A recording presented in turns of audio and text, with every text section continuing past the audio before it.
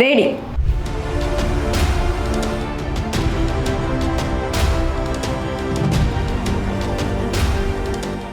ఆంధ్రప్రదేశ్ రాజకీయాల్లో రాజ్యసభ ఎన్నికల నగారా మోగకముందే వేడి మొదలైంది. జూన్లో ఖాళీ కానున్న 4 స్థానాల కోసం కూటమి పార్టీల మధ్య సీట్ల పంపకాలు ఒక కొలిక్కి వచ్చినట్లు తెలుస్తుంది. అయితే అందరినీ ఆశ్చర్యపరుస్తూ Tamilnadu BJP fire brand Annamalai పేరు ఏపీ కోటాలో వినిపిస్తుంది. పొత్తులో భాగంగా బీజేపీకి దక్కే స్థానాన్ని అన్నామలైకి కేటాయించాలని అధిష్టానం భావిస్తున్నట్లు సమాచారం. ఈ క్రేజీ డెవలప్మెంట్తో ఏపీ రాజకీయం ఒక్కసారిగా ఢిల్లీ స్థాయికి చేరింది. ఆ వివరాలు ఏంటో ఇప్పుడు చూద్దాం.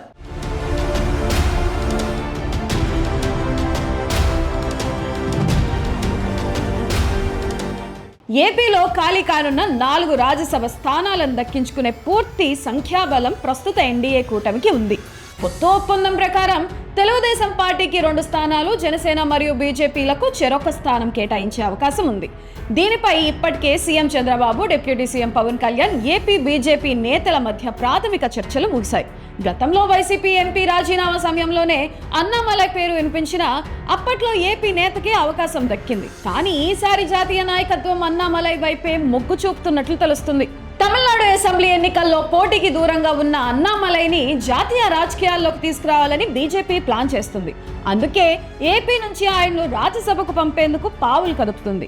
ఇక జనసేన విషయానికి వస్తే ఆ పార్టీ తరపున పారిశ్రామికవేత్త లింగమనేని రమేష్ పేరు బలంగా వినిపిస్తుంది. జనసేన ఆవిర్భావం నుంచి అండగా ఉన్న ఆయనకు ఈసారి పదవి ఖాయమని కార్యకర్తలు భావిస్తున్నారు. మరోవైపు టీడీపీలో ఆశావహుల జాబితా చాంతడంతో అవుతుంది. లోకేష్ సన్నిహితుడు కిలారు రాజేష్ నుంచి సీనియర్ నేత వర్ల రామయ్య వరకు చాలా మంది పోటీలో ఉన్నారు.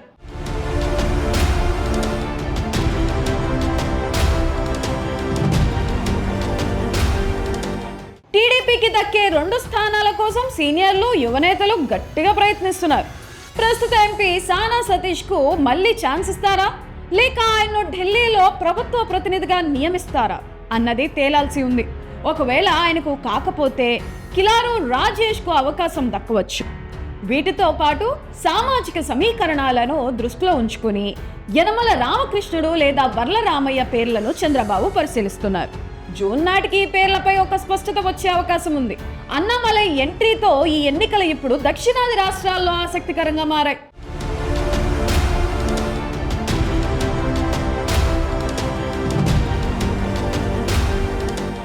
అన్నామలై ఏపీ నుంచి రాజ్యసభకు వెళ్తే ఇటు ఏపీలోనూ అటు తమిళనాడులోనూ బీజేపీకి మైలేజ్ పెరుగుతుందని అధిష్టానం నమ్ముతుంది. మరి కూటమి నేతలు ఏకగ్రీవంగా ఈ పేర్లను ఖరారు చేస్తారా, లేక చివరి నిమిషంలో ఏమైనా మార్పులు ఉంటాయా అనేది వేచి చూడాలి.